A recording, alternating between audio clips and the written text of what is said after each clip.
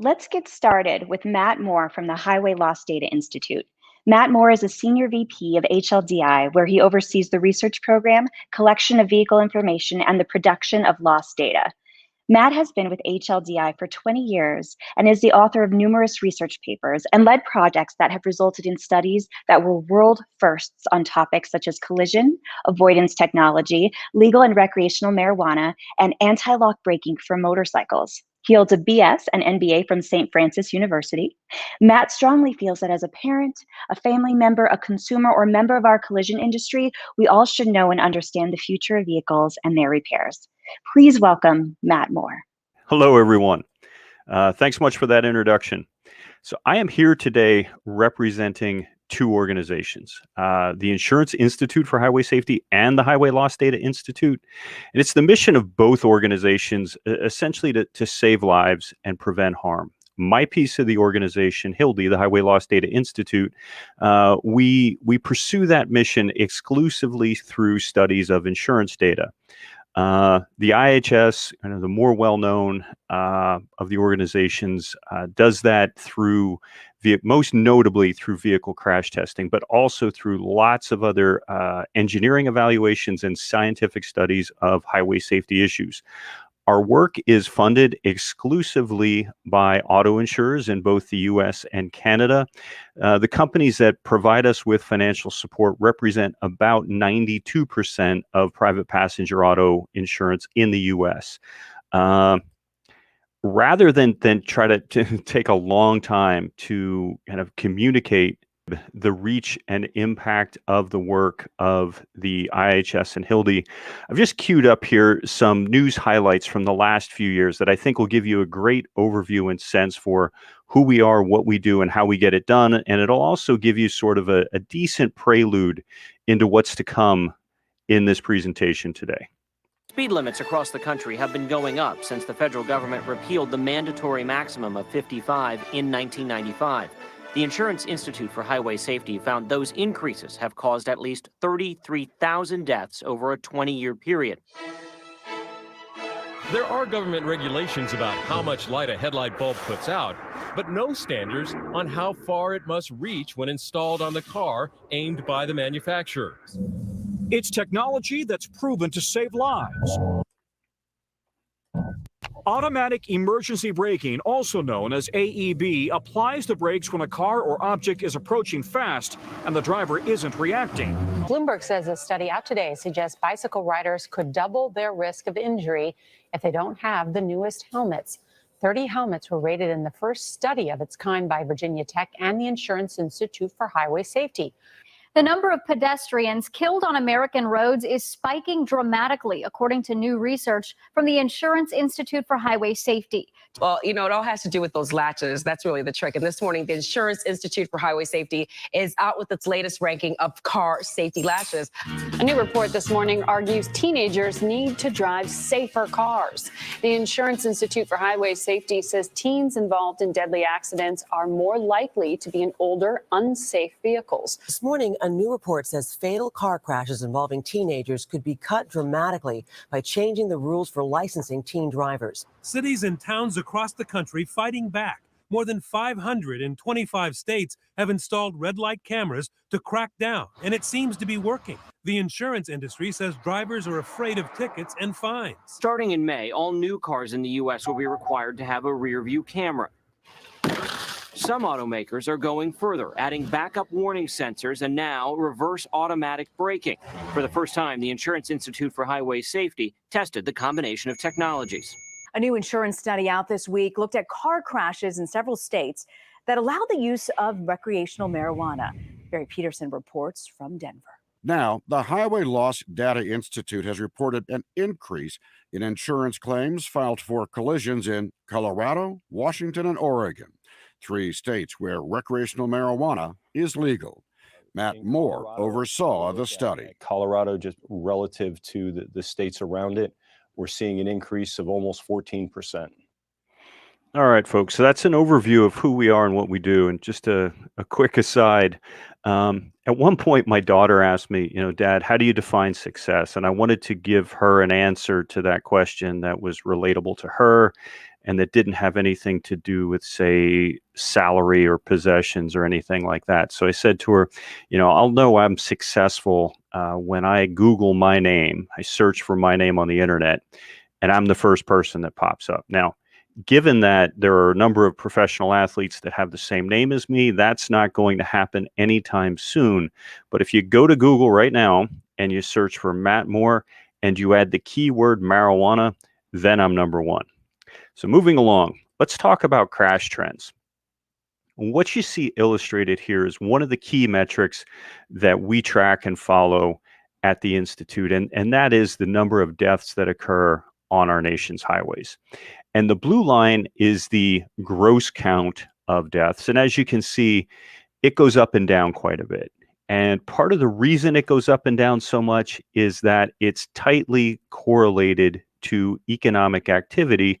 And of course, up until COVID, economic activity was highly correlated with miles traveled. So as the economy expands and contracts, miles traveled goes up and down. And as a consequence, fatal crashes move as well. Now, if you control for how many miles we as a nation are traveling, as illustrated by the black line, what you can see is that by and large, since the National Highway Traffic Safety Administration was first founded and started tracking these numbers, and since the IHS first began its efforts, there's been a long, steady decline. I mean, keep in mind that before NHTSA was set up, the National Highway Traffic Safety Administration, manufacturers could produce whatever vehicles they wanted in any way they wanted, and sell them without regard to any sort of impact on safety.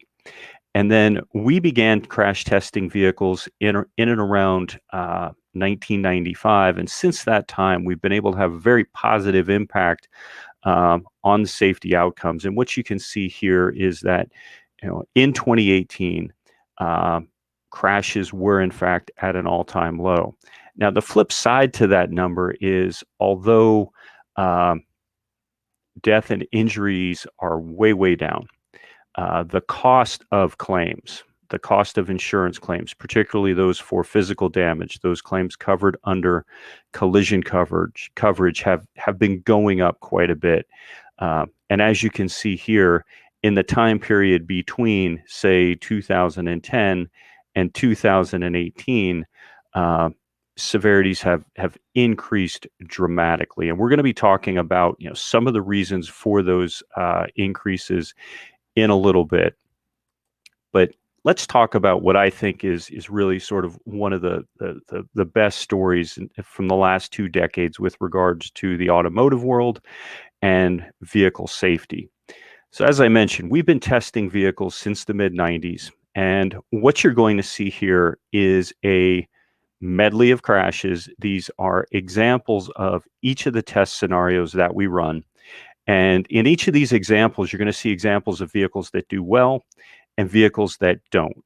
And in our rating scheme, we use a scheme of good, acceptable, marginal, and poor. So good is the best and poor is the worst. And the beauty of these tests that we've developed and that we've run for the last 20 years is that although you need engineers to conduct these tests and you need a lot of sophisticated equipment, these tests really illustrate big problems in terms of vehicle design. I can remember the first time I showed my son this medley, and at the time he was about 5 or 6, and he was able to point to the one that was bad and say, "Daddy, that one's more breakable." And so let's watch this medley, and I think you'll see it's very easy to tell which of these vehicles is, in my son's words, more breakable. So that test is going off at 40 miles per hour. And as you can see, the vehicle on top just collapses like an accordion. This is a look at Toyota RAV4 with and without side impact airbags. And without that side bag, that's a dead dummy. This is a look at our head restraint evaluation. And hopefully you caught, the vehicle on the bottom, that seat on the bottom, caught the driver's head much more quickly. Both of these vehicles were subjected to the same amount of force. This is our narrow offset test on the driver's side. We're catching the vehicle outside of the frame rails, and hopefully what you caught as the vehicle was beginning to rotate around the barrier was the fact that the occupant compartment on the top vehicle collapsed, essentially. By contrast, on the bottom, that vehicle held up very well to that 40-mile-per-hour crash.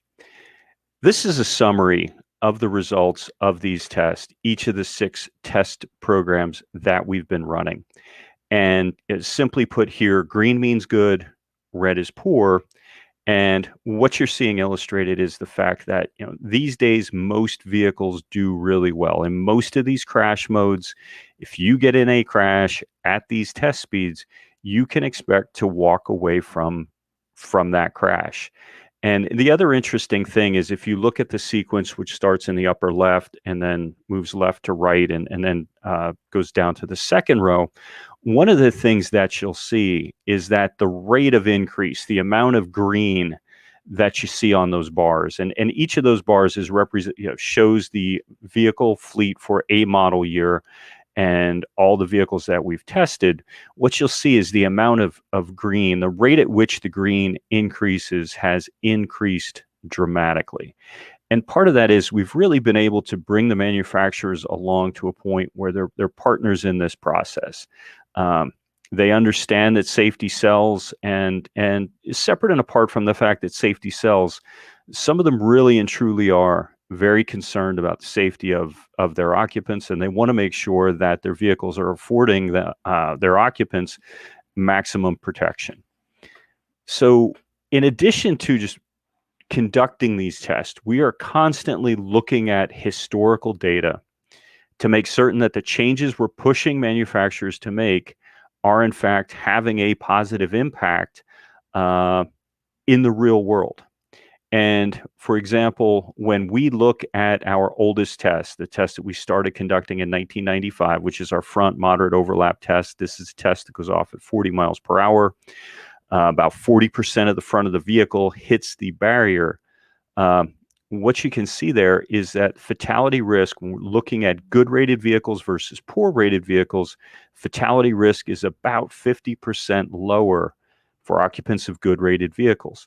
When we look at side impact crashes, those vehicles with a good rating from us, fatal injury risk is 70% lower for a good rated vehicle relative to poor rated vehicles. And then neck injury risk with a good seat is about 15% lower than a bad rated seat. So these tests are in fact making a difference in the real world. And every time we do one of these studies to evaluate whether or not these tests are making a difference, that's what points us in the direction of newer and different tests. So as we were looking at fatal injury risk for the original moderate offset test, one of the things we had identified is that if you reduce the amount of offset, if you take a crash, and that's a scenario where we're sort of emulating 2 cars on a 2-lane road and somebody's not doing what they're supposed to be doing. They're looking at their phone, they're eating a Big Mac, they're changing a baby's diaper, they're doing whatever. They're not fully engaged in the driving task. The car wanders across the center line, impacts an oncoming vehicle, in a near head-on crash. So about 40% of the vehicles overlap. By contrast, our new test, the moderate overlap, which hits outside of the frame rail, that's a sort of take that same scenario, but interject into that scenario with at least one driver that says, oh, wow, this is bad, this is going to happen, and they twitch the wheel, and then turn that crash from a sort of half overlap into something that's a near miss. What we found was that the outcomes were very different. So that's why we launched our moderate offset crash test. So we're always looking to make certain that we haven't missed anything, and partnering with manufacturers to help understand these new and emerging problems. And one of the things that you'll see is illustrated by these commercials is that the manufacturers take these tests seriously. They're proud of their results, and they are not afraid to call out their competitors when they do well and their competitors don't. How safe is the car you're considering? The Subaru Outback is a 2019 IIHS Top Safety Pick Plus. The Honda CR-V is not. We give Kias advanced safety features We give them enduring quality. We give it everything. And right now, we're giving you incredible savings on select models during Kia's spring savings time. The Hyundai Elantra can read your texts out loud, keeping your eyes where it matters most. This winter, snow and ice have nothing on the all-wheel drive of Hyundai SUVs. Discover our full lineup of SUVs that are as safe as they are stylish, like the Santa Fe, Tucson, or perfectly sized Kona. All part of a Hyundai family with 10 new models named IIHS Top Safety Picks. Destruction is not the end. It's a beginning. The vision to create what has never existed. Destruction wipes the slate clean and moves forward. Destruction can be beautiful because destruction is what keeps us safe. Behind every beautiful car is a beautiful idea. Mercedes-Benz, the best or nothing. Okay, folks. So let's move on from crash worthiness to crash prevention.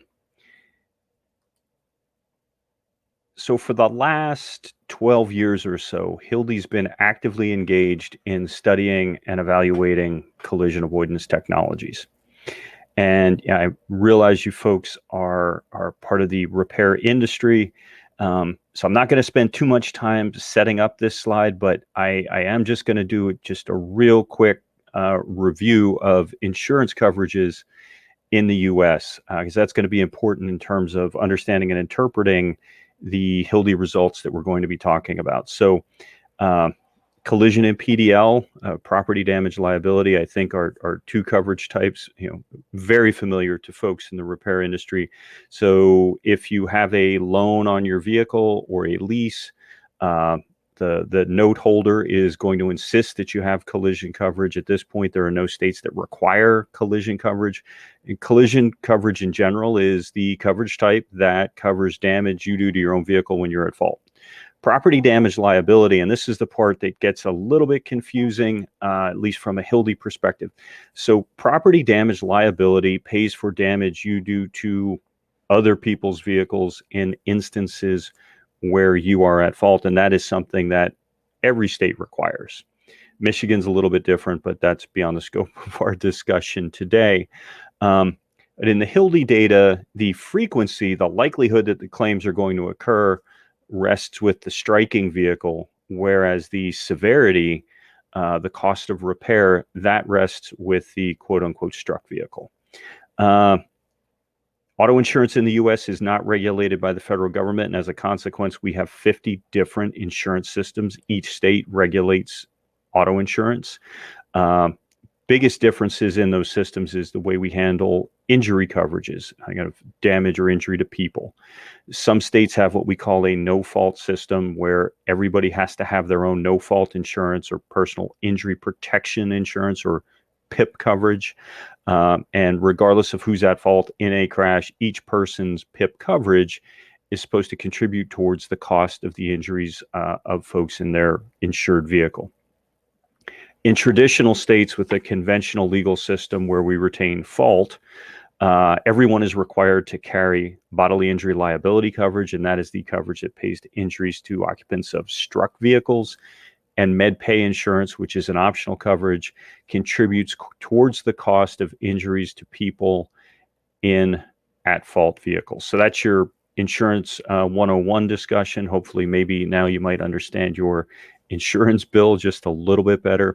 But let's talk about this slide now and how this is relevant to our discussion today and relevant to the world of auto repair. So here what we're looking at is changes in insurance claim frequencies associated with each of these seminal or core advanced driver assistance systems. And in this analysis, we had data supplied to us by manufacturers about the contents of the vehicle. So we're able to do a tightly controlled analysis where we're looking at vehicles, say, for example, the Mercedes-Benz E-Class with their Distronic system, which was a system that provided forward collision warning functionality.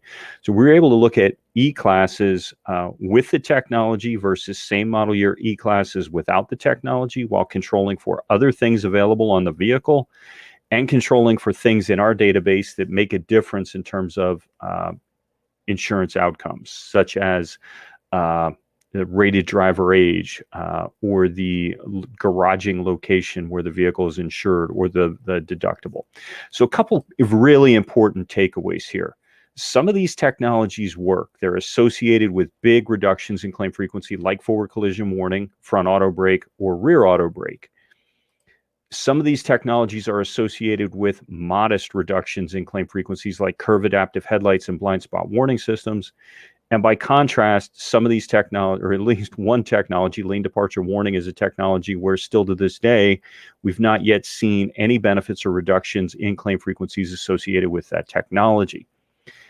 Another huge takeaway is that when we look at technology pairs where there are multiple implementations of technology, or multiple offerings of technology meant to address the same problem. And in this case, what we're talking about is technologies aimed at stopping frontal crashes. When we look at a technology where the driver is just warned, like forward collision warning, versus a technology like front auto brake, where the system acts on behalf of the driver. If the vehicle senses a crash imminent situation, a car's just going to drop anchor. And if we look at the property damage liability and bodily injury liability frequency reductions, the yellow and orange bars, what we can see is that while the forward collision warning results are really good, front auto brake results are far, far better. Acting on behalf of the driver is a really good thing. And we see a similar situation when we look at park assistance technologies. If we look at backing sensors, if we look at backing cameras, we don't see any real changes in terms of collision coverage. By contrast, we do see about a 4% reduction in claim frequencies associated with those technologies under PDL. But then when we look at rear auto brake, 10% reduction under collision coverage, 25% or so reduction under PDL for that rear auto brake technology. So acting on behalf of a driver can be a really good thing in a crash imminent situation. Now, based on the strength of our findings for that front crash prevention system, we embarked on a testing program to evaluate these systems, to evaluate front crash prevention systems. We wanted to accelerate the fitment of these technologies, and we wanted to make certain that the benefits being conferred on vehicle owners were as good as they could be. So we developed this rating scale, basic, advanced, superior. We have two tests, one that goes off at 12 miles per hour, another that goes off at 25 miles per hour. And simply put, the vehicles that get the basic result are able to provide some warning and some amount of deceleration in both of those tests. By contrast, at the far other end of the spectrum, we give our superior rating basically to vehicles that ace both those tests. The advanced, or the middle rating, are for vehicles that achieve some amount, more auto braking than the basic, but they don't ace the test. Now, you might be saying to yourself, wow, 12 and 25 miles per hour, that doesn't sound like we're going very fast. But if we watch these results here, we're running a Mercedes C-Class into the back end of a Chevy Malibu. What you can see is that at 25 miles per hour, that crash generates $28,000 worth of damage.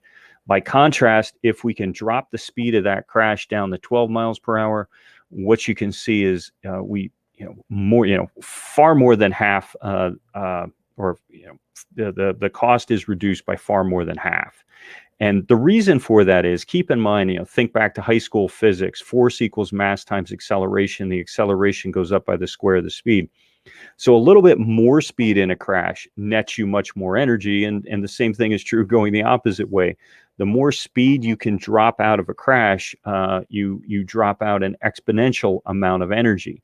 So a little bit of speed reduction is a really, really good thing. And then, of course, if you can go from 12 miles per hour down to 0, you can totally avoid that hit, eliminate any sort of physical damage, and more or less eliminate or not more or less, you can eliminate the likelihood of any sort of injury to the leading vehicle if you don't hit it.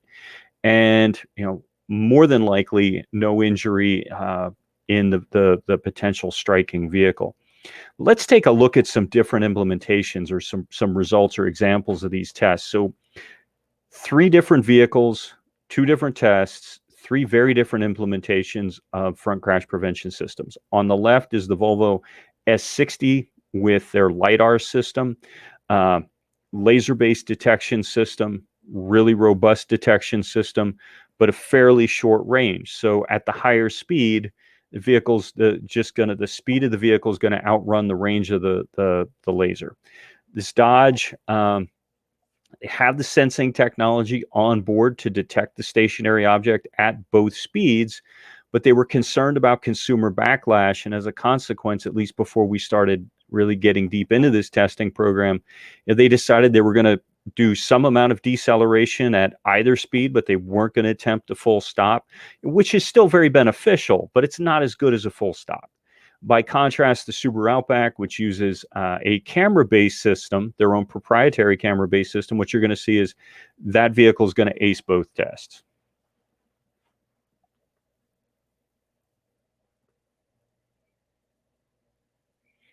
So Durango cuts the speed in half. Subaru aces the test. Here, Volvo only pulls off a 2-mile-per-hour reduction.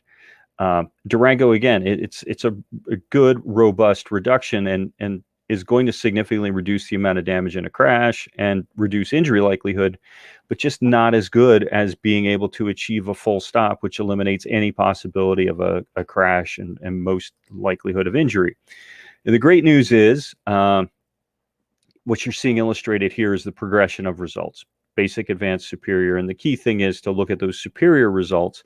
And what you can see is we started testing in 2013, and in 2013, just 10 vehicles scored our top rating. By contrast, in the most current year, 21, we currently have 157 vehicles with that top rating, and we're just getting started for testing for the year. So that number is going to go up and go up by quite a bit. And the main thing here is that we've really shifted vehicles out of the basic and advanced range and push them into the superior range, helping to ensure that we get the maximum benefit from a highway safety perspective. We think how consumers view these systems have a huge view on their acceptance and use. And we think it's unfortunate that manufacturers are using names that or imply that a vehicle is capable of driving itself. By contrast, we feel that this advertisement from Hyundai is just spot on in terms of how manufacturers should be messaging with consumers about what to expect from these systems. I got you. Oh, you can't count on me. 1, 2, 3, I'll be there. When I need it, I can count on you. Like 4, 3, 2. Remember when only Dad could save the day? Sorry. Auto emergency braking on the all-new Genesis from Hyundai. I love that ad. Based on the strength of the HLDI analysis and the extent to which we were able to demonstrate the effectiveness of these systems, we were able to convince the National Highway Traffic Safety Administration and the manufacturers that you see listed here, who represent about 99% of the U.S. market, to sign on to a voluntary commitment to fit all vehicles with front automatic emergency braking by September of 2022. Many, if not most, of the manufacturers listed here are almost all of the way there. So by September of next year, every single vehicle in the U.S. will have one of these front auto brake systems. And from an insurance perspective, that's really good. But in addition to that, from a safety perspective, we were able to do similar analyses to the HLDI analyses. And what we've seen is these forward auto braking systems reduce the likelihood of people being in a crash that produces an injury by over 50%. So this is something that's going to net us a lot of benefits from a societal perspective. Now, when I was staging the advertisement for the Hyundai system, I talked about the fact that acceptance and consumer perception plays a huge role in whether or not we see any benefits from these systems, and sort of has a big impact on the trajectory of these technologies on a go-forward basis.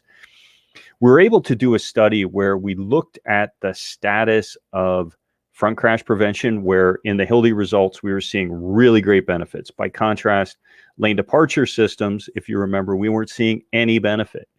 And we're able to station research assistants at car dealerships waiting for vehicles to come in that had these technologies, and then they'd get in the vehicle, turn them on, and check to see if these systems were armed. Because we had identified a set of vehicles where if a driver shut the system off, the system would stay off on the next key cycle.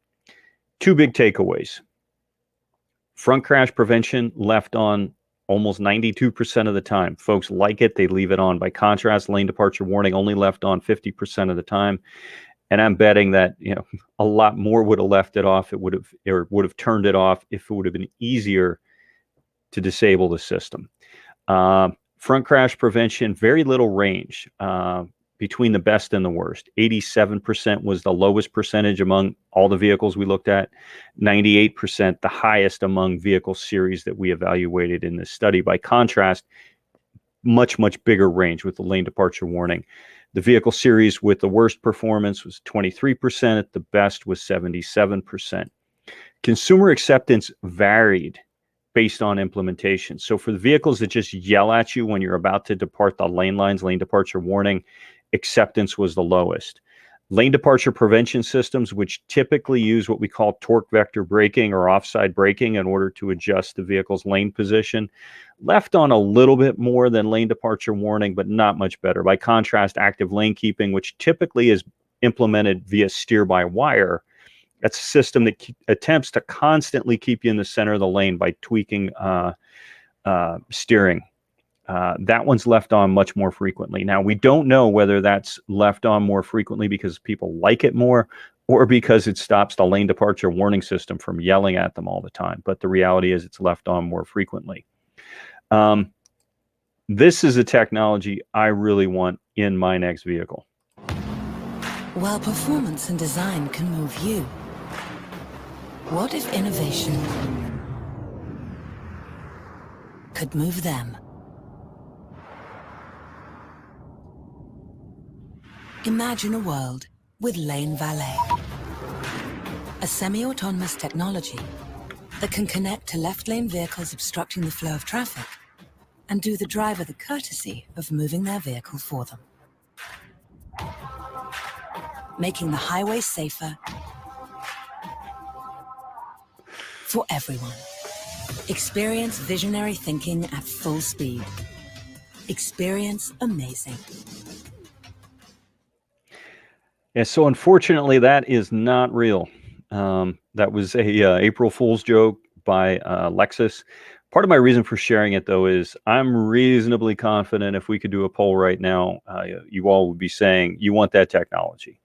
That is something I think we would all be willing to pay for. I don't know that we're all willing to pay for a car that yells at us when we're about to go outside of the lane lines. And I'm not sure we all want a vehicle that drives itself. And then we're going to look at some actual research in a few minutes. It's going to show that some of us are a bit creeped out by the technology. And one of the things I know, as I travel around the country these days, I don't travel much anymore, but as I do these types of presentations and ask people, when you're about to get in a vehicle with someone else who is capable of driving, do you usually want the other person to drive, or do you prefer to drive? And typically folks say they really prefer to drive. And I think that's going to have a big impact on the acceptance of automated driving, because for the most part, we prefer the way we drive. And when we engage a automated driving system, in effect, we're allowing someone else to drive for us. And oftentimes, we're not willing to give up that control. And in addition to that, sometimes we don't like the way these vehicles drive. This is a look at evaluations, engineering evaluations that we've done on vehicles that offer level 2 automation. And let's just define terms a little bit. Level 2 automation is an automation system where the vehicle is capable of sustained control of acceleration and braking, and also of steering. The driver needs to be present and able to deal with any sort of crash critical situation on a moment's notice, but the vehicle is, by and large, capable of driving itself. I'll just point out, just the Cadillac CT6 is geofenced. I'm going to say a bit more about that in a bit. But the key takeaway here is that in terms of measured performance, there is a big range of performance here. BMW 5 Series was only able to stay engaged about 20% of the time when navigating curves. By contrast, the Tesla Model 3 was able to hang through every curve we put it through. And you can see there's a range of performance there.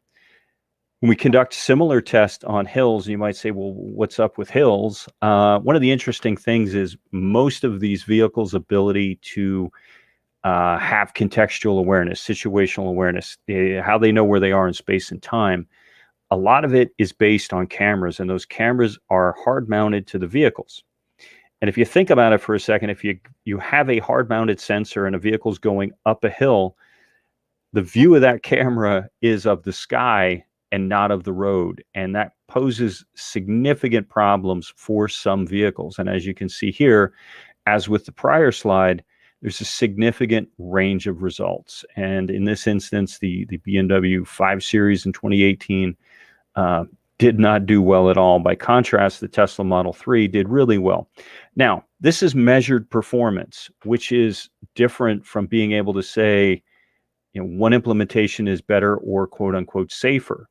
Some manufacturers like BMW have said that they don't want the system to work too well because they don't want the driver to drop out and lose situational awareness and not be prepared to take over. By contrast, Tesla has really sort of gone all in with their autopilot system and what they will allow it to do and how they will allow drivers to make use of that system. And I think as many of you probably know, there have been a number of high-profile fatalities associated with the use of that system. Now, in contrast to what the engineers were able to measure about these systems, we had our human factors experts conduct studies about how these systems made people feel, which it's a very different science. You've got engineering versus emotions. And the interesting thing here is we allowed folks to drive vehicles, and every time they drove the vehicle, they had to complete a survey about their interactions with the vehicle, the driving environment, and these automated driving systems. And a couple key takeaways here. The yellow bars, they indicate folks' trust in the vehicle's ability to maintain speed and distance from leading vehicles. And what you can, and by contrast, the black colored bars are folks' trust in the ability of the vehicle to maintain its position in the center lane, the center of the lane. And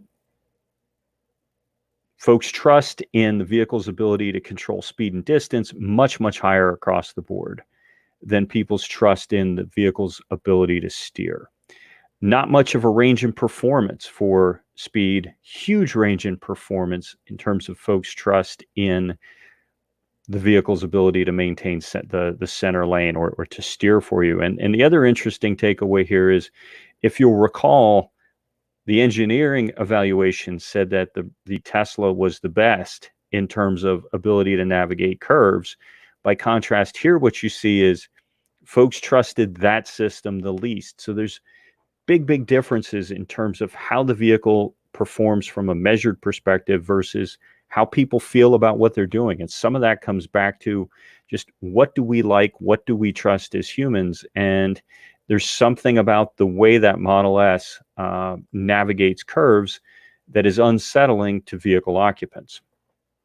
Now, in addition to being able to measure vehicle performance and understand how people trust, we feel that there's there's a progression of things that manufacturers should be doing in order to keep drivers in the loop.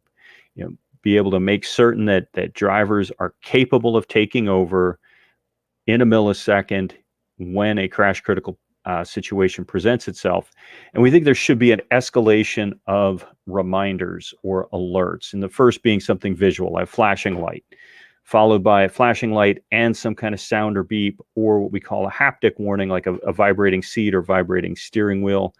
Then something more persistent, and then finally pulse braking. And what you're going to see illustrated here is this progression of alerts. Now, keep in mind that we intentionally, we're on an interstate highway here with this level 2 system engaged, and the driver is hands off wheels, hands off feet, and has been for a length of time which the vehicle deems to be too long.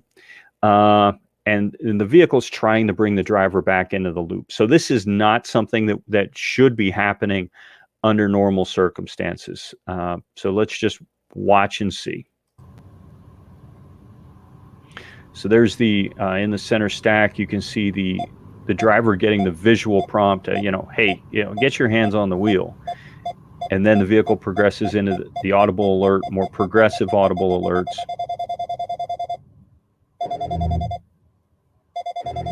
There goes the pulse braking, now a more persistent alarm. And then the vehicle is about to go into limping mode, and the driver has to activate or manipulate the steering wheel in order to get the system to return control. And so keep in mind, under normal operating conditions, you're not going to get that full stack of alerts. And also keep in mind that if somebody had walked in front of that vehicle, they'd have gotten run over. And if you're sort of counting in the back of your head as that video was playing, you'll notice it took a long time to get through that full progression. So this is something we feel that manufacturers should be doing across the board. That's an illustration, again, of a Nissan vehicle that we feel is sort of best in class. Now, on to talking about actual performance of level 2 systems. And I'm going to talk a little bit about human error. And, I'm sure in your industry, you're hearing this notion that, hey, 94% of crashes are caused by human error. These collision avoidance systems and automated driving systems are going to eliminate human error.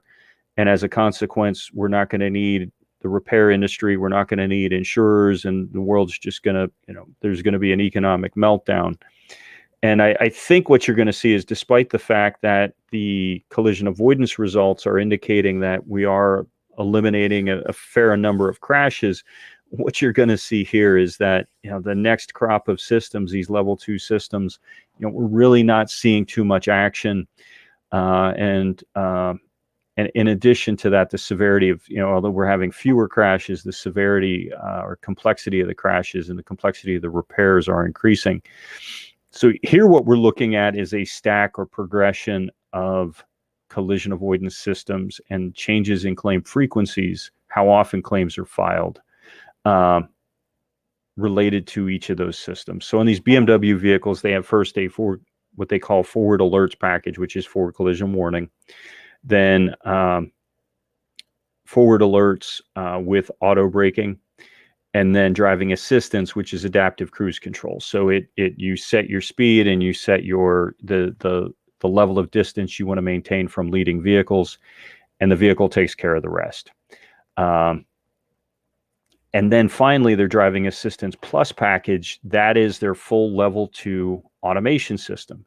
And what you can see when you contrast the driving assistance package versus the driving assistance plus, the automated driving, there's no difference in those yellow bars. There's only one instance where the yellow bar indicates a deeper reduction than the driving assistance package. And so here in the case of these BMW vehicles, we're not seeing additional benefits associated with that automated driving system. And when we look here at Nissan with a similar progression of technologies, and on the far right, ProPilot Assist is their self-driving system, we don't see any changes in frequency Under collision coverage, we see some indication of changes, about 5% associated with that system under property damage liability, but those reductions are no bigger than the reductions we see associated with front emergency braking systems by themselves.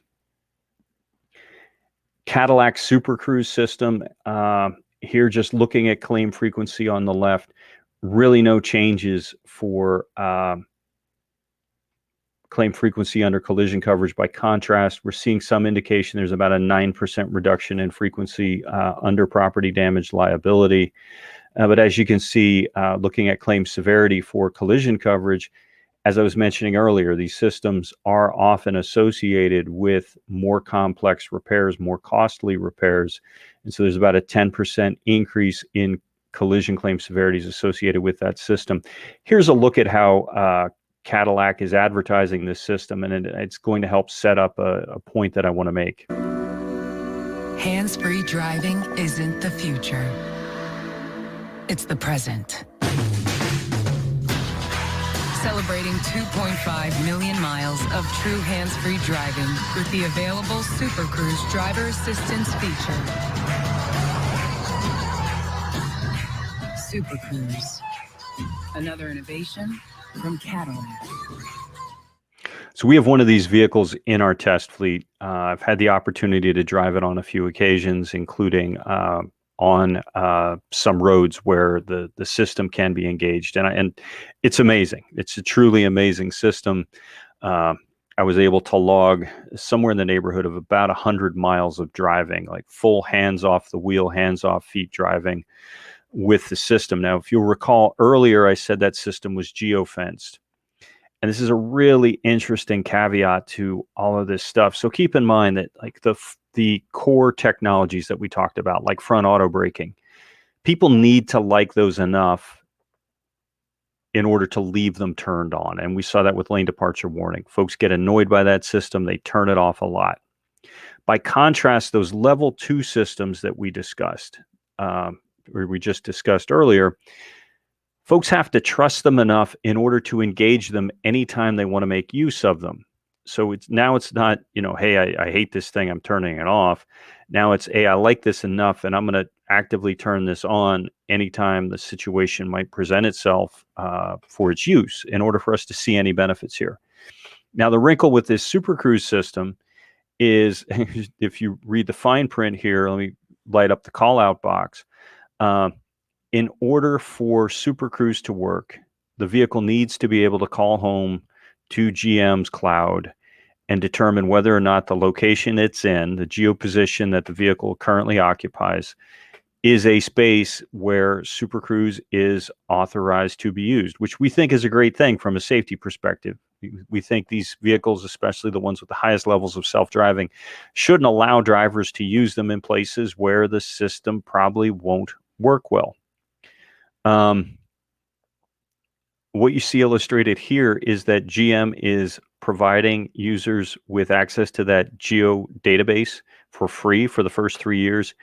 After that, you're going to have to pay a monthly fee in order to get access to that system. So just moving through the whole progression again. Core technologies, you need to like them enough and not turn them off. Advanced level 2 systems, automated driving systems, you need to like them enough in order to turn them on. And now, after some trial period, you need to like them so much you're going to be willing to pay to use them on an ongoing basis, pay a monthly fee to use them on an ongoing basis. So while these systems are having an impact to some extent on claim frequencies, I think the overall impact of them is likely going to be muted, in part because they're cost prohibitive, in part because some folks don't trust them, and in part because some people aren't going to be willing to pay a monthly fee in order to utilize these systems. So looking at some other technologies that we've been able to assess, we looked at Tesla's autopilot system. And when we did this analysis, we were able to do it because we knew when the autopilot update was being deployed. And as you can see illustrated here, other than under collision coverage, we're not seeing any changes associated with that system. We do see a change under collision coverage, but a wrinkle in this analysis is that when we evaluated this system, or the time period we evaluated, in addition to deploying autopilot, Tesla also deployed a self-parking system. So we don't know whether the benefits we're seeing here under collision coverage are from this vehicle's ability to drive itself on the open roads, or whether we're seeing a benefit under collision coverage that's comparable to what we saw for rear automatic emergency braking. Audi's traffic jam assist system, which is capable of driving at all speeds. What you're seeing in it here, though, is this system is advertised as a traffic jam helper. Lots and lots of crashes happen in traffic jams versus on open highways. That's not an environment that generates a lot of claims. I mean, yes, there are a lot of crashes or claims that occur on those roads, but on a percentage basis or on a per mile basis, risk is lower there. Those roads are actually designed so that crashes won't happen. You separate traffic so you don't have head-on crashes, and you don't have sharp curves. You don't have intersections. A lot of the things that generate crashes on surface roads are not present on interstates. But what you can see here is we are seeing some indication that this system is in fact associated with some reductions in claim frequencies. And I talked a little bit earlier about some of the problems with these systems, and here we're going to look at an example of, this is the Tesla Model S driving on a hill. What you see in the bottom right breakout camera is a view of the instrument panel, or the center stack, that's displaying whether or not the vehicle is locked onto the lane lines. So the blue lights in that video, the blue lines, indicate that the vehicle is in fact reading the lane lines. And what you're going to see happen is the vehicle goes over the hill, it's going to lose the lane lines, it's going to hunt right and left to try to find a lane line, and then finally it's going to it's going to yell at the driver and do a hard left towards the guardrail. Yeah, so those are those lane lines that I was talking about. That's the set speed and the indicator that shows that the vehicle is controlling the steering wheel.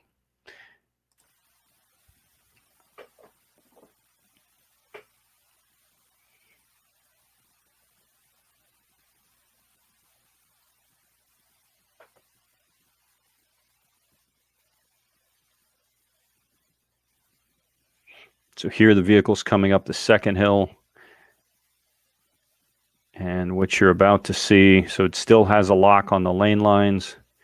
Just as it crests the hill, it loses the left lane line and then yells at the driver to start steering. But right around the time it yells at the driver, it also tugged the vehicle to the left towards that guardrail. This is a look at, just so you don't think we're picking on Tesla, this is a look at Mercedes-Benz and of similar notifications, but this vehicle is locked on to that leading pickup truck. And it's also reading the lane lines.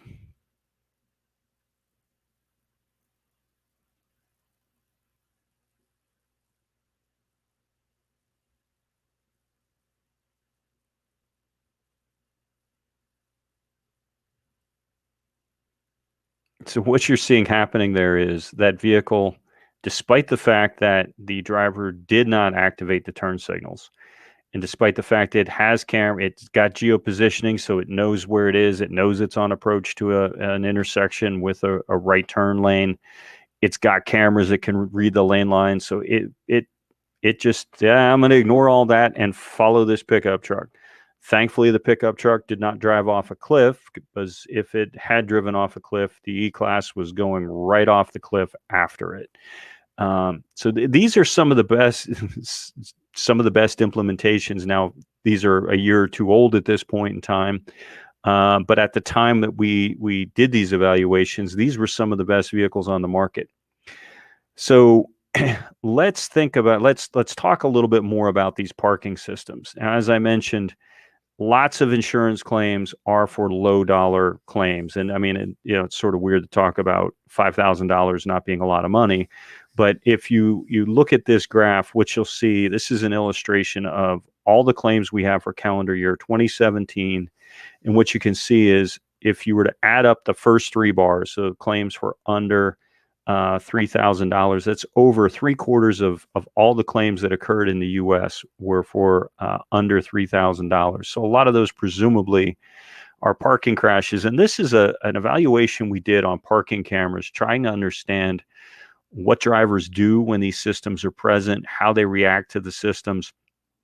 And we're also evaluating sensors. And one of the things you're going to see illustrated here is that drivers need to respond to that input. Remember earlier on in that very first slide that we were talking about, as I mentioned, auto brake was better than warning. And let's just watch what happens in this video. So a little bit more setup. These drivers thought that they were evaluating vehicles and giving our researchers, this was like sort of a consumer research kind of thing. Like, what do you think about the vehicle? How does it respond to, how's the handling? How's the acceleration? Do you like the heating system, the HVAC controls, that kind of thing? And then they drove the vehicle around for about 20 minutes. They sat down. Our researcher asked them a bunch of questions and then said, hey, do you mind parking this thing? And that's when sort of the real study began. But let's watch what happens here. The upper left is a view of parking at a parking camera, and that's a child form. And keep in mind the reason the federal government put a requirement in place for these cameras was to stop these very tragic crashes that do occur. They're very rare, but they do occur where folks back over children. So let's watch what happens.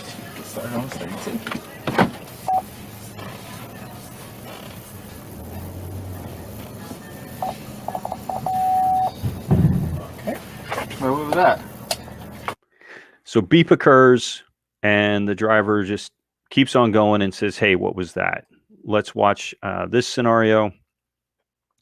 The bottom right is the view out of the camera. Let's just go ahead and go back to the home base, which is right there. Okay. So just go ahead and back up.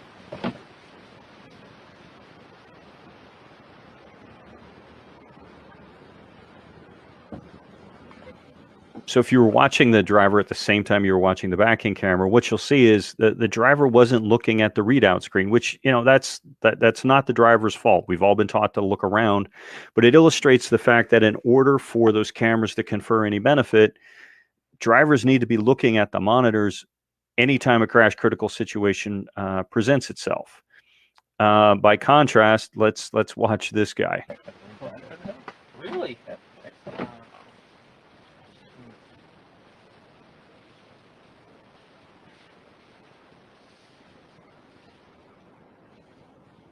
Oh, okay. Oh, that was a test. So he was one of the few guys that caught on to the fact that that this was actually a test or a study, and he was looking at the camera at the right time and avoided hitting the child form. But let's take a look at, I cherry picked these examples. Let's look at these things in aggregate. And what you can see illustrated here, this is an evaluation of where people look during the backing task. And what you can see is that when there are cameras present in the vehicles, people look at the monitors. They don't look at them all the time, which is why there were some folks who ran over the child form. But when the cameras are present, drivers spend less time looking in their mirrors, looking over their shoulder, looking forward and around the vehicle, which, that it's a double-edged sword. If a crash partner, a pole or an adjacent vehicle is present and the driver's looking in that monitor and only looking behind the vehicle, it increases the likelihood that they're going to scrape a pole or something like that. Now, as I mentioned earlier, these rear auto brake systems are really good, associated with big reductions. And let's take a look at what happens when we test these systems.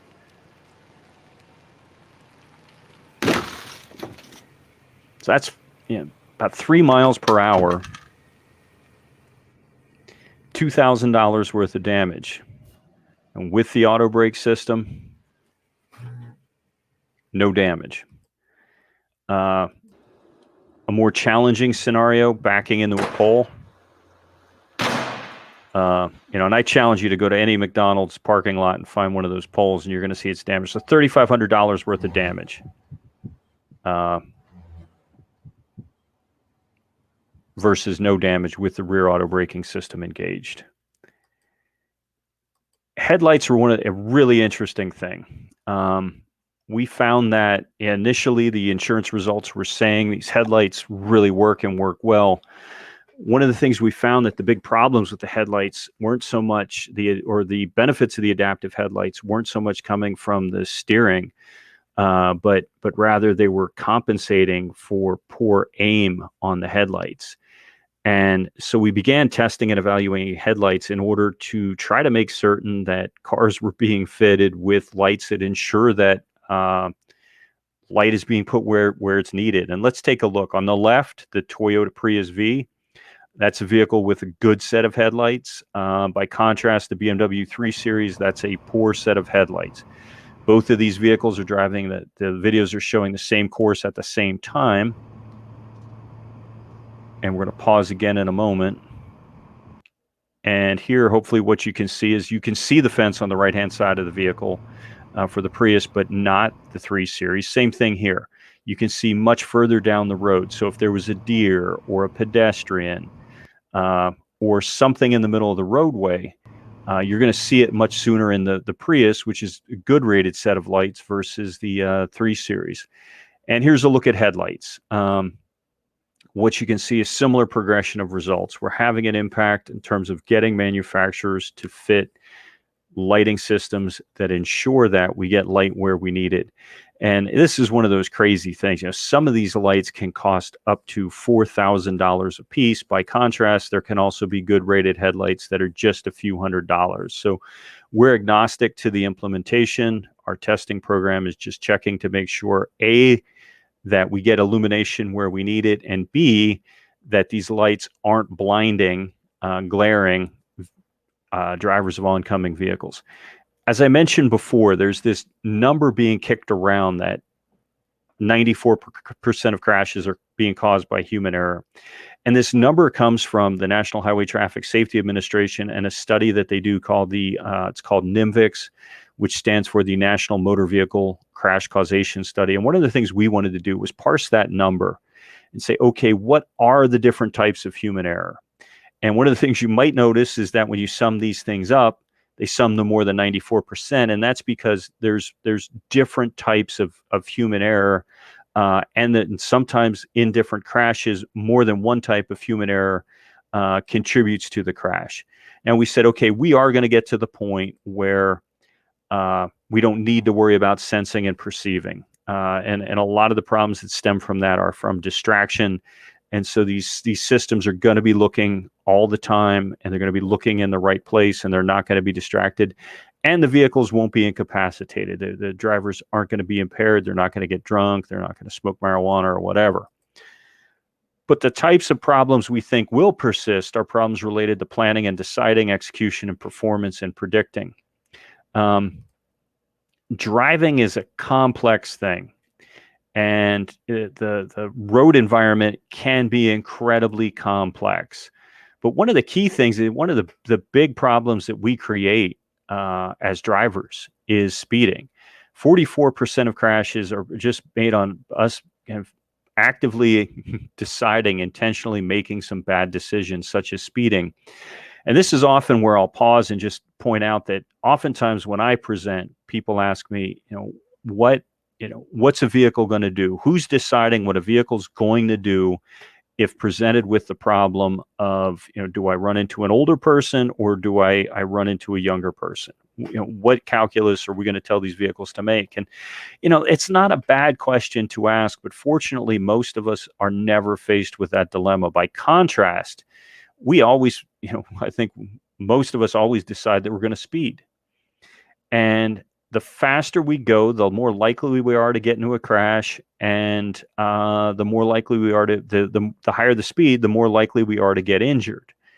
And this is an enormous question in terms of from a societal perspective and where these technologies are going. Because how many of you would be willing to spend any amount of money for a feature that on a vehicle that would the car won't exceed the speed limit?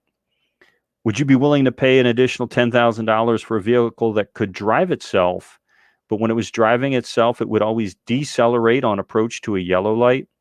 A vehicle that would always come to a complete stop at a red light before doing a right on red?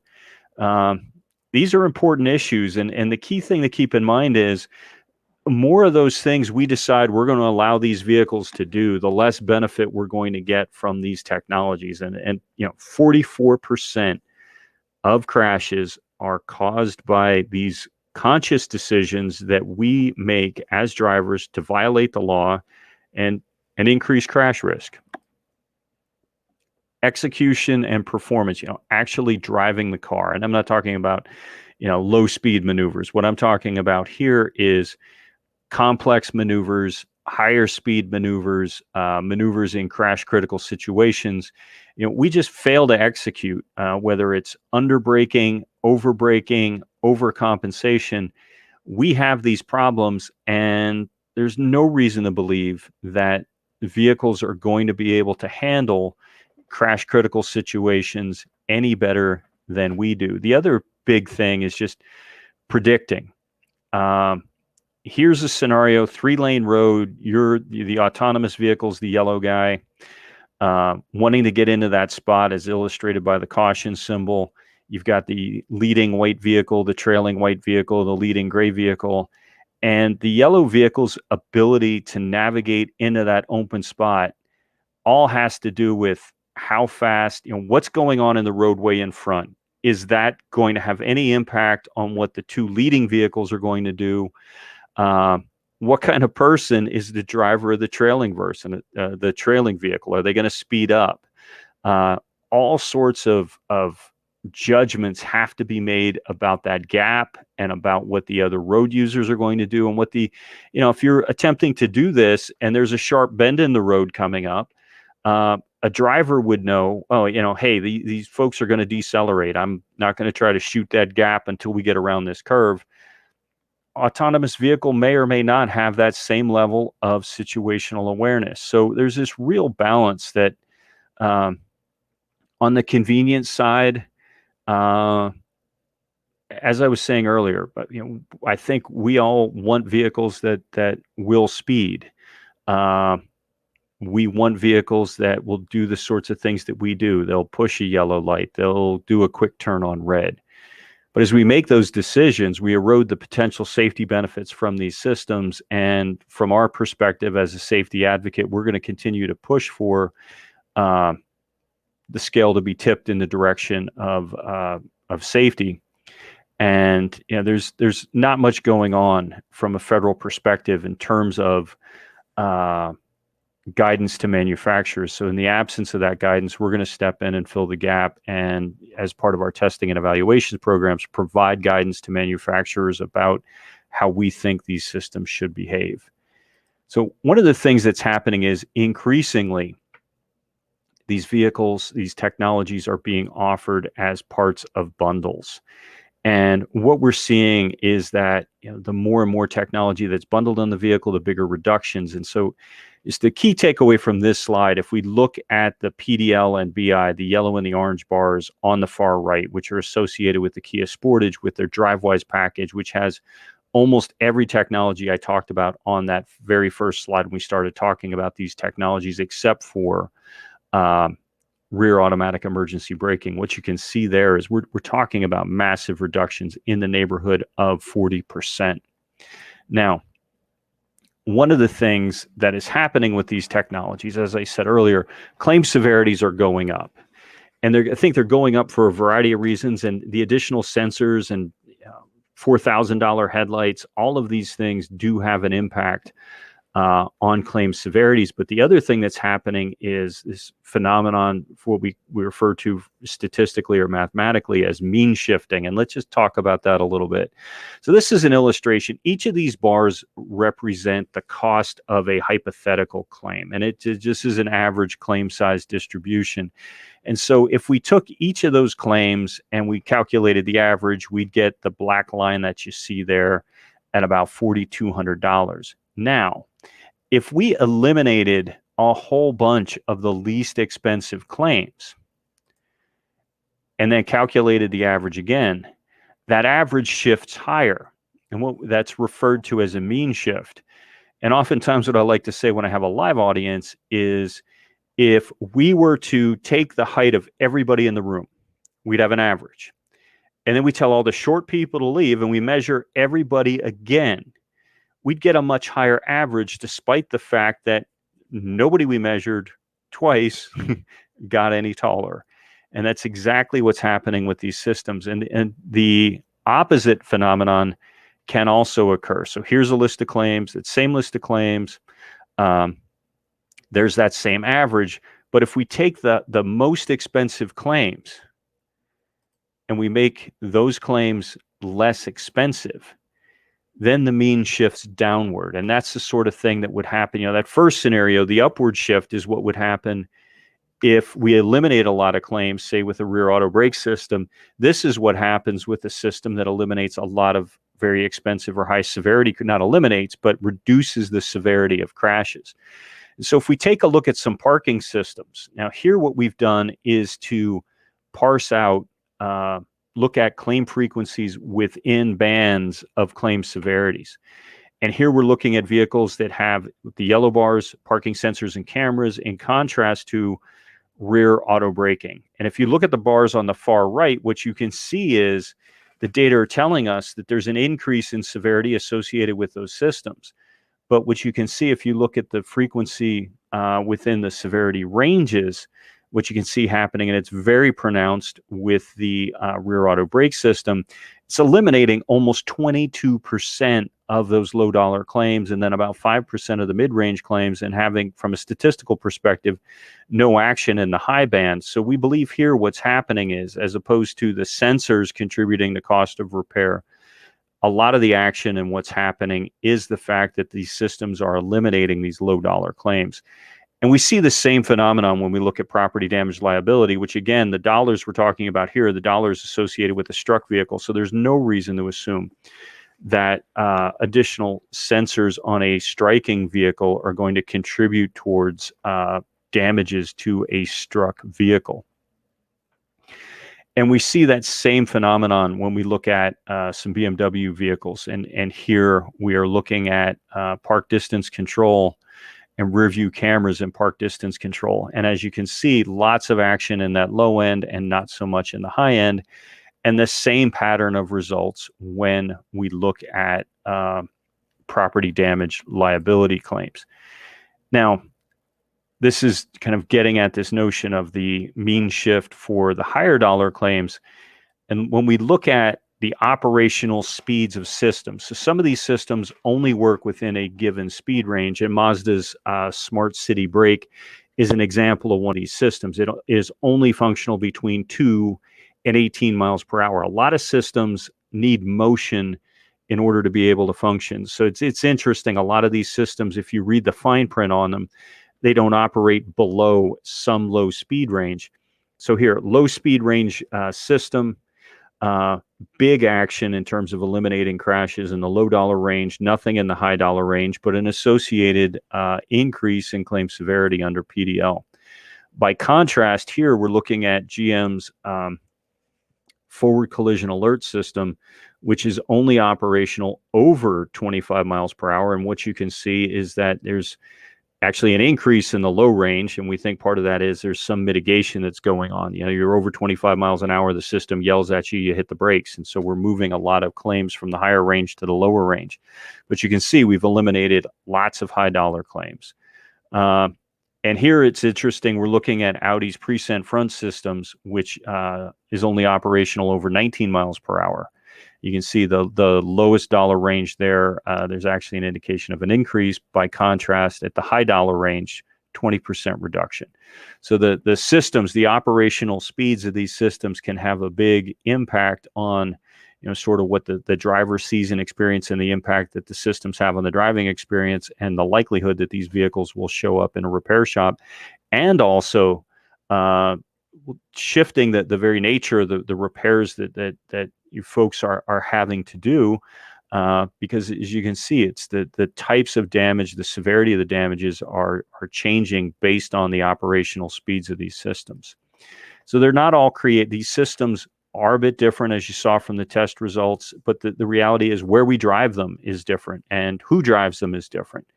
And that also has an impact on the performance of the systems. And so we've done evaluations of these systems by vehicle age. And this is an attempt to get at, you know, do the systems degrade over time, or do the benefits persist? The other question we attempted to answer with this set of results is, do drivers adapt and become more risky when they have a safer car. And what these results indicate is, two things. No, drivers don't get more risky with this quote unquote safer vehicle. And yes, the benefits of the system persist. They don't degrade over time. And when we looked at some Honda vehicles, we saw a similar pattern of results. Next question, there's different levels of risk associated with different driver age. And I've got a 16-year-old and an 18-year-old in my household, and I know very well that teens are much more likely to get in crashes than older drivers. And the other thing is my father's 85. Older drivers have a higher risk as well. And the great news from this slide is we see bigger benefits, bigger frequency reductions associated with younger drivers than prime age drivers, those between 25 and 64. And a bad news, or the disappointing news, is that although we still see benefits for the older drivers, we had hoped we would see outsized benefits for the older drivers, that they'd be bigger than the benefits for prime age drivers, but they're not. So older drivers don't benefit as much from these systems as prime age drivers, but they still benefit from these systems. Another interesting thing, the more people drive their cars, the more benefit they'll derive benefits from these systems. And that's just due in part to the fact that the more you drive, the more likely you are to crash. So what we're seeing here is just evidence of the fact that, in whatever the scenarios are, and I'm assuming, we're probably talking about fatigue, but to some extent, these systems seem to be able to counterbalance driver fatigue. So how many vehicles out there actually have these systems? This is a look at these vehicles on a by model year basis, this technology, automatic emergency braking. And what you can see is more and more new vehicles are being offered with the system. But here we're looking at these data on a registration basis, and the blue curve, the blue line, indicates our best guess for calendar year 2006 through 19. But 19 is the most current year we're looking at. Only about 6% of vehicles are actually equipped with this technology. The average vehicle age is in excess of 11 years. So it's going to take a long time for the fleet to turn over to the point where lots of vehicles have these technologies. And we're predicting it's going to be till about 2045 until the majority of vehicles have this technology. And here's a look at our predictions for some of the other key technologies. Rear cameras is in the lead, in part because there's been a federal mandate in place for a number of years. Automatic emergency braking trailing right now, but given that by next year it'll be standard on all vehicles, we expect that to start moving up rapidly as well. So in addition to these technologies, there's other things that are going on that are having an impact on insurance costs, on the repair world. And this is a sort of similar look. This is our predictions and illustrations on where we are with regard to motive power of vehicles. So interesting thing, the orange portions of the bar at top are conventional gasoline motors. And what you can see is in 2009, the vast majority of power plants were provided by a conventional gasoline motor. That's going to change a whole bunch. It is changing right now. Lots of vehicles are now turbocharged or supercharged, and you're going to see why that matters in a bit.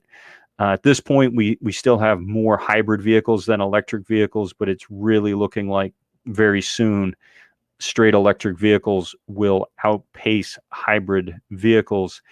And what we're predicting is by 2030, over 45% of vehicles will have will either be turbocharged, supercharged, hybrid, or electric. And that matters. Here we're looking at hybrid vehicles, and we're looking at collision losses. And what you can see is both from a frequency perspective and from a claim severity perspective, hybrid vehicles have higher collision losses than their conventional vehicles. More complex to repair, more parts, more going on with a hybrid vehicle than a conventional counterpart. And we see the same pattern with property damage liability losses, in part because these hybrid vehicles are heavier.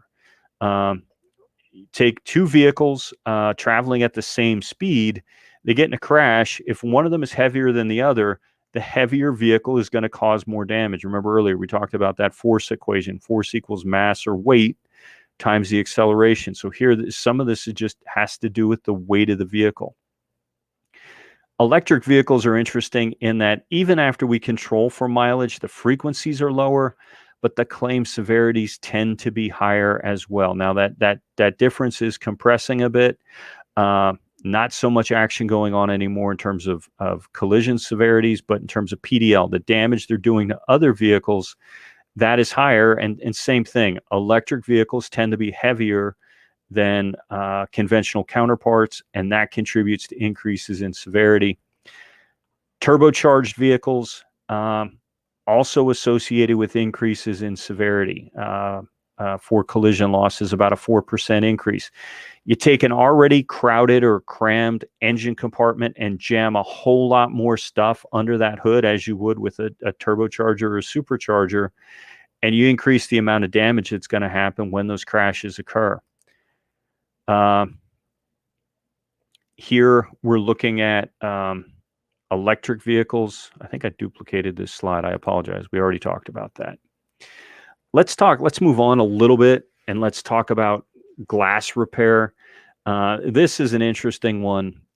Yeah, over 60% of comprehensive claims are for glass. About 12% of comprehensive dollars are spent on glass, and claim severities for glass have just been exploding over the course of the last few years. And some of that gets blamed on these advanced driver assistance systems because they're now glass mounted, and those systems have to be recalibrated if and when the windshields are replaced or repaired. But one of the things, as you can see illustrated here, and this confirms that if we look at the gray bar, which is the bar associated with the eyesight system, claim severities are 15% higher there. But in addition to that, vehicles have a lot more glass these days. And in this analysis, we were able to look at both the eyesight system and a moonroof. And what you can see is about a 5% increase in claim frequencies associated with the presence of the moonroof. You put more glass on a vehicle, you're going to have more glass losses. And then we took a look at some vehicles that just have lots and lots of glass on the roof, as is the case with the Kia Sorento and the Kia Sportage. And what we found there was 10% increase when those roofs were standard, 10% increase in claim frequency, and about a 25% increase in claim severity. So more likelihood of filing claims, and the cost of replacing or repairing those vehicles increases significantly as well. Let's talk a little bit about speed before we close out our conversation. So over the course of the last 20 years or so, speed limits have been going up quite a bit. And our best guess is the most recent year we looked at, 2017, there were an additional 1,900 deaths. And over the course of the full study, almost 40,000 additional deaths associated with the increase in speed limits. Let's look at some trends in vehicle power here to try to put that in context. And, this is a cherry-picked example. This is one of the most, this is the most powerful production vehicle sold in America. An incredibly extreme example. And that video didn't play. I am very sorry. This is a look at average horsepower. And what you can see is that horsepower has increased dramatically over the course of the last 30 or 40 years. And in particular, big increases in pickup trucks. This is a look at the distribution in power. And the interesting things here, if you look at 1981, most vehicles had had less than 100 horsepower. These days, you can't buy a vehicle with that little power. And then most of the rest of the vehicles in 81 were in the 100 to 200 range. And these days, that is not the lion's share of the distribution. These days, almost 60% of vehicles have power that really wasn't available back in 81. And here are just some interesting examples. These are the most powerful vehicles. This is contrast. I started at Hildy in 1991, and the most powerful vehicle in the Hildy database at that point in time was the Ferrari 550 Maranello, and that vehicle cost almost $250,000, made under 500 horses. In 2019, for under 50 grand, you could buy the Ford Mustang Bullet, and that thing made as much power as the Maranello. if you're willing to trade down just a little bit in terms of horsepower, you can get almost as much power as the Maranello in a straight Chevy Camaro with 455 horses. And if we look at some regular vehicles, we can see that his power's gone up dramatically. So the 83 Camry, 92 horsepower, 2019, between 203 and 301. Jeep Grand Cherokee back in 93, either 180 or 220 horses. In 2019, 285 or 360. And if you get the Trackhawk, the Hemi-powered Grand Cherokee, 707 horses. F-150 and 81 between 115 and 165 horses. In contrast, 2019 between 250 and 375 or 450 in the Raptor variant. And this matters from an insurance perspective. More horsepower at any age nets you higher insurance losses. The faster people drive, the faster a vehicle is, the faster folks are going to drive. This is a look. We did a study where we hid some cameras and radar units on the side of a road. We were able to capture people's speeds and their license plates. From the license plates, we were able to crosswalk to the VINs. From the VINs, we got the engine horsepower. And what you can see illustrated here is the more horsepower in the vehicle, the faster people are going to go. And that's really pronounced. It's most pronounced on the lowest speed roads that we evaluated. And I think part of what that says is you just spend a lot less time getting up to speed. It's not necessarily that folks are doing super crazy stuff with these vehicles. They just spend a lot less time going slowly. And that just increases the likelihood that you're not going to be able to deal with a crash critical situation. You might recall that on that slide, I made mention of the Ford Raptor, and this is a look at very tightly controlled study, very recent study, contrasting the Raptor to a plain old F-150. And what you can see is 10% increase in collision frequency associated with that Raptor version, 18% increase in PDL frequencies, big increase in collision claim severities. So, much more powerful engine, increase in risk, more complex, more severe crashes, more complex repairs. And here, just to close us out, have a little bit of fun. This is a look at A, how Ford is advertising this vehicle, and B, how folks are using it.